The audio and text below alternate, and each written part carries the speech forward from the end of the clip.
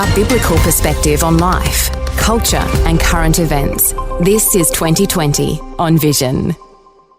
Well, let's turn our attention to some of the politics of this week. Of course, there's a major split that has come into the coalition. The National Party withdrawing from the coalition, leaving the Liberals on their own and deciding to go their own way, at least for now. I wonder if you've been thinking about that. I know that a lot of Christian believers, in fact, vote Conservative and are having some hopes around what is happening on the Conservative side of politics. Well, Bill Muehlenberg has been processing where Christians might think of some of the issues that are happening on the opposition side of politics. And he's back with us. Hey, Bill, welcome back to 2020. Thanks, Neil. Bill, you're conservative. A lot of Christian believers believe that the values on conservative sides of politics more closely align with Christian values than they do on the left. So a lot of people feeling a little bit let down by some of the developments. What were your thoughts around the split, the Nationals from the Liberals this week? Yeah, big news story, obviously. 1 million words plus, I would imagine, have been written or spoken on the matter already. So in terms of the sheer politics about it, there's not much more we can add. As you say, the Christian slant is what we're probably interested in. We know that the Libs have been going a bit perhaps too soft on many things, and the sticking points with the Nats, net zero, nuclear energy, things the Nats are committed to, and I think very rightly so. I'm fully committed to them as well. And when I say committed to net zero, that is seeing what a bogus plan it is. It'll simply bankrupt the country. It won't do anything for the environment. And we do have proven technologies like nuclear energy. So the Nats are staying strong there. The Libs, sadly, including with its new leader, are saying, everything's on the table and everything's up for grabs. And Susan Lee even talked recently about, we got to be a modern party for a modern Australia and modern values, which almost always is code word for, let's get away from the so-called far right. Let's move more to the left, and that'll solve all of our problems. Of course, it won't. So it's at this time when, you lose a huge election massively, as we did, May 3, and then the coalition itself, after 80 years, splits. A lot of Christians are saying, all right, where to next? What do we do? Is it the old story? Do we try to get all the smaller conservative freedom, faith, family parties together? Wouldn't that be a good idea? So one of the pieces I wrote, the bulk of it concerns that very matter.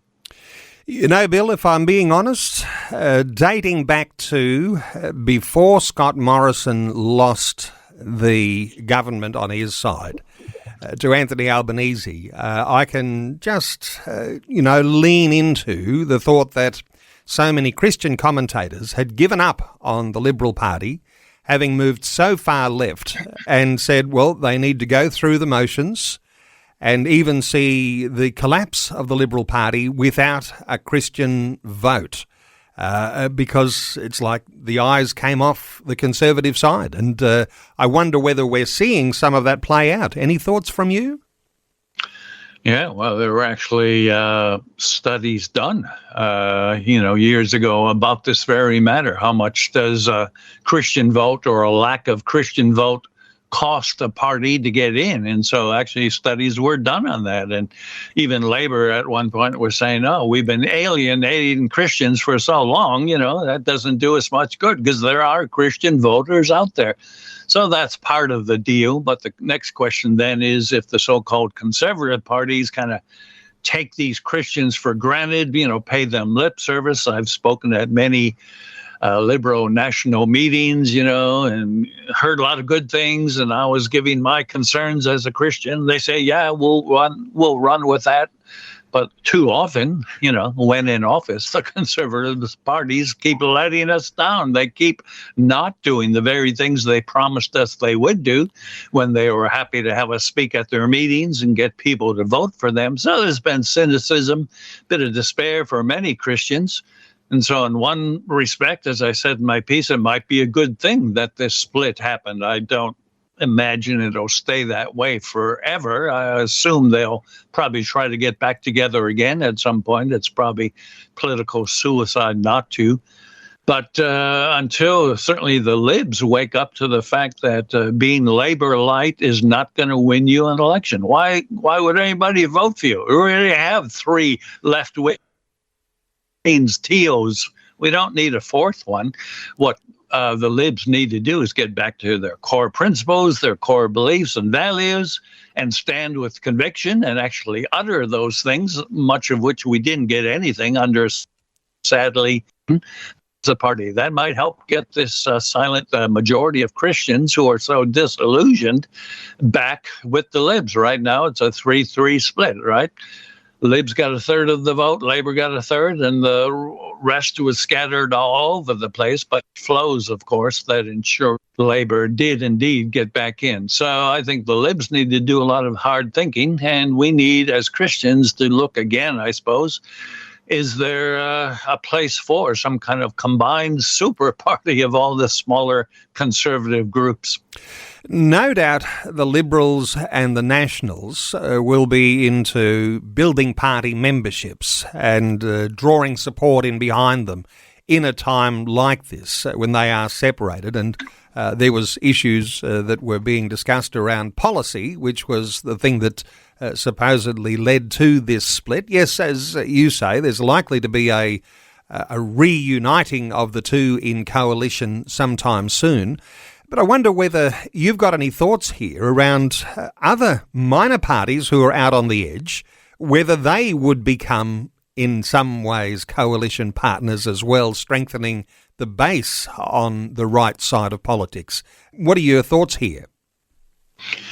Again, as I say, every time this happens, either an election loss or something like this, the split, the voices come out, say, all right, this is what we got to do with the smaller parties. I could mention a dozen, came out the first day. Rowan Dean, Spectator Australia.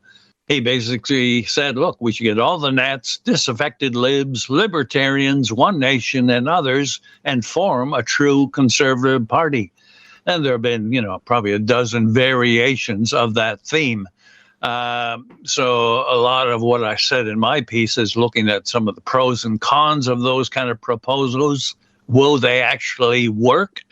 I've been here almost 40 years now in Australia, been involved in all of this so often. In fact, many meetings where we'd bring groups together of the different smaller Christian and conservative parties or lobby groups and talk about this very thing. Can we unite? The piece of the pie can only be chopped up so many skinny slices.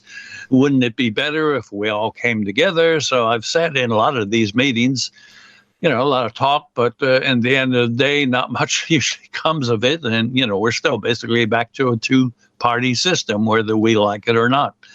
So I list some of the issues that will make it tough. That would include some parties are specifically Christian, some are secular, and many would be in between. So even there's a stumbling block, right? Groups like Australian Christians, who are Christian in name and value, it's right there in their name. They're not going to change their name, and they're not going to change their emphasis that Christianity is their core backbone for policies, principles, values, and beliefs. So, if they join with a more secular libertarian party or others, even One Nation is a mixed bag in terms of any Christian membership.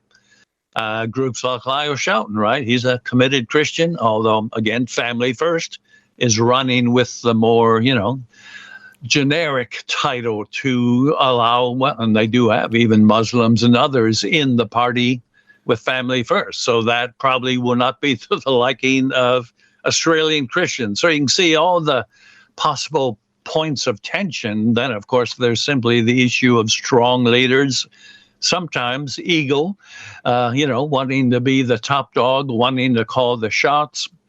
That's tough as well.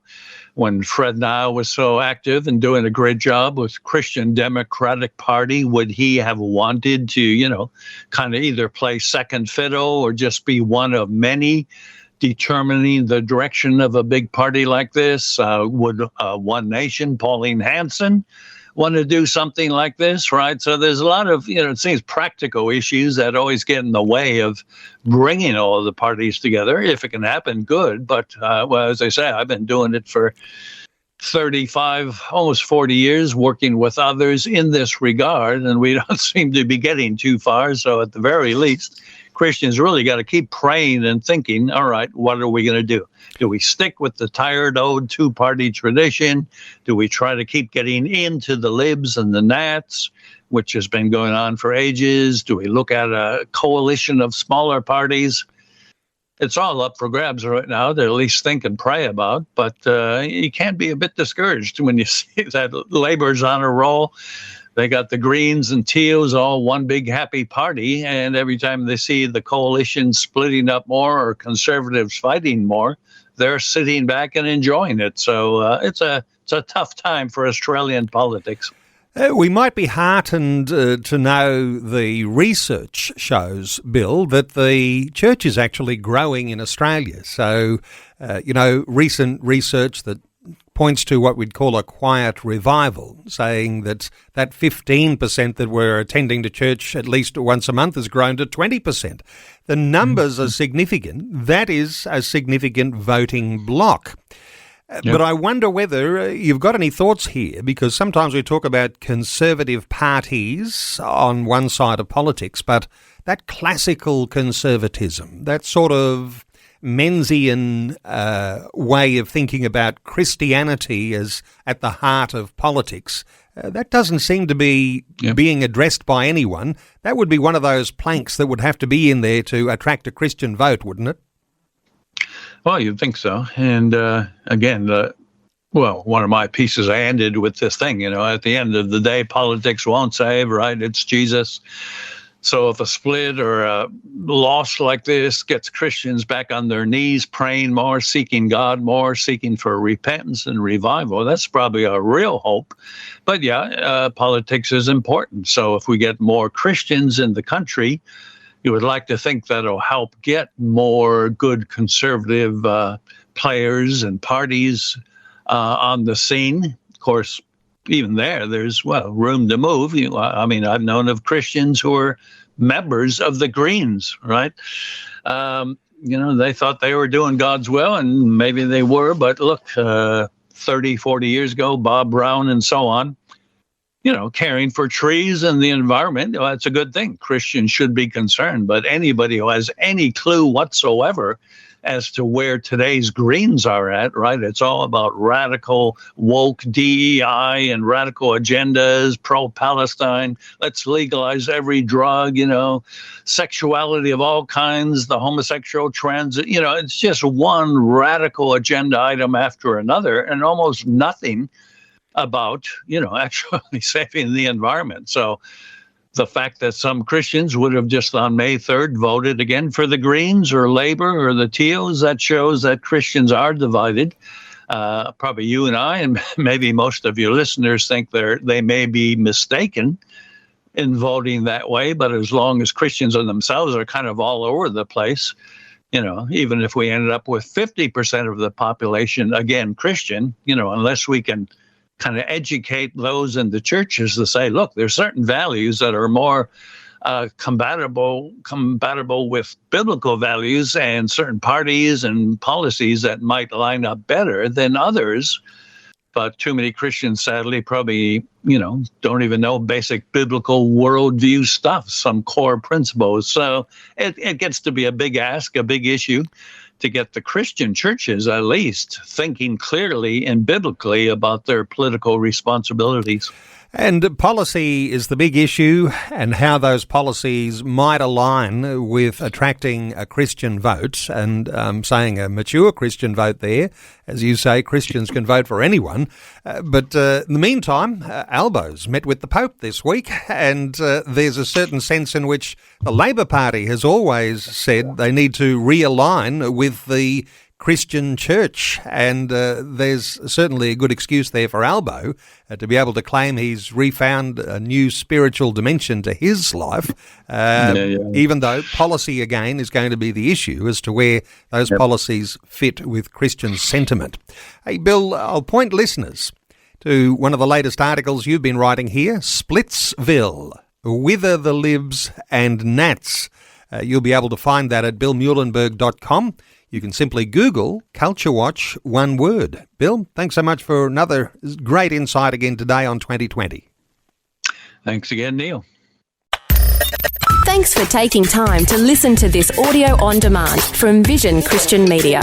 To find out more about us, go to vision.org.au.